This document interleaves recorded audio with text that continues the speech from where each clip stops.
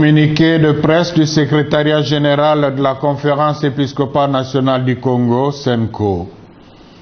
Rappel de la CENCO aux honorables députés et sénateurs de la RD Congo. Au lendemain de la rentrée parlementaire de septembre 2020, le secrétariat général de la Conférence épiscopale nationale du Congo, CENCO, se fait le devoir de rappeler aux honorables députés et sénateurs de la République démocratique du Congo quelques recommandations utiles leur faites par les archevêques et évêques membres de la CENCO et qui sont encore d'actualité, à savoir 1. Adopter avec vigilance des lois justes qui garantissent la tenue des élections et assurer le contrôle de l'exécution du budget concernant les élections. 2. Relayer effectivement les aspirations profondes du peuple au changement et ne pas voter des lois qui ne rencontrent pas le bien du peuple congolais. 3. Se mettre réellement au service du peuple qui a opté pour le changement.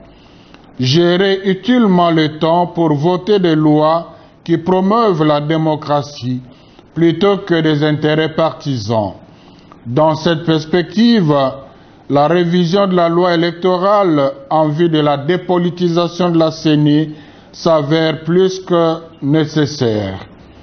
4. Veiller à ce que la majorité au Parlement n'abuse pas de sa supériorité numérique pour faire voter des lois peu favorables au progrès de la démocratie dans notre pays. Dans le même ordre d'idées, les évêques, dans leur déclaration qui sème le vent récolte la tempête de juin 2020, ont rappelé aux élus que la loi de la majorité n'est pas nécessairement synonyme de vérité ou de raison, ni garantie de cohésion sociale. Une majorité parlementaire, si légale soit-elle, perd sa légitimité quand elle est déconnectée des intérêts et du bien-être du peuple. 5.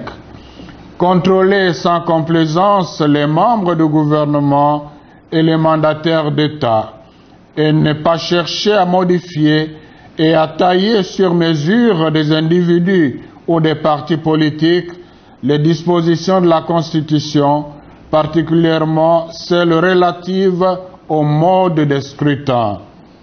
6.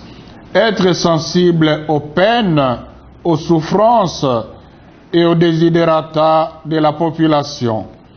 Respecter les dispositions réglementaires de l'organisation de l'opposition au niveau de l'Assemblée nationale et être à l'écoute des forces vives du pays afin d'amorcer des réformes consensuelles nécessaires pour la consolidation de la démocratie. 7. Le secrétariat général de la CENCO demande au peuple congolais de demeurer unis et vigilants pour barrer la route à toute majorité ou minorité qui tenterait de prendre en otage notre pays et notre avenir par des subterfuges politiques dilatoires. Que par l'intercession de la Vierge Marie, Reine de la paix, le Seigneur bénisse la RD Congo et ses habitants. Merci.